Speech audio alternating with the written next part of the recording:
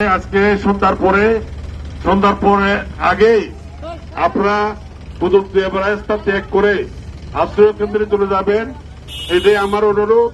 আমি আমার প্রযুক্তিপাড়ার প্রিয় মা বোনেরা, আমার কথা যারা শুনছেন, আমি তাদেরকে বলবো আপনারা আশ্রয় কেন্দ্রে চলে যান। জেলা প্রশাসনের সাথে কথা হয়েছে, আপনাদের গাড়ি থাকবে, গাড়ি নিয়ে চলে যাবেন। আপনারা হোটেলে থাকবেন, হোটেল আপনাদের জন্য বরাদ্দ করা হয়েছে, পর্যাপ্ত পরিমাণ জায়গা আছে। আমাদের স্কুল কলেজ এগুলো খুলে দেওয়া হয়েছে। আপনারা যথাসময়ে চলে যাওয়ার জন্য বিনয়ের সাথে অনুরোধ জানাচ্ছি। আমি আপনাদের ভাই মুজিব, আমি আপনাদেরকে অনুরোধ করতেছি যথাসময়ে চলে যাওয়ার জন্য আমি বিনয়ের সাথে অনুরোধ জানাচ্ছি। রেমান আঘাত আনতে পারে, ভয়াবহ আঘাত আনতে পারে, সেই কারণে আমি আপনাদেরকে অনুরোধ করব যথাসময়ে আশ্রয় কেন্দ্রে চলে যাওয়ার জন্য।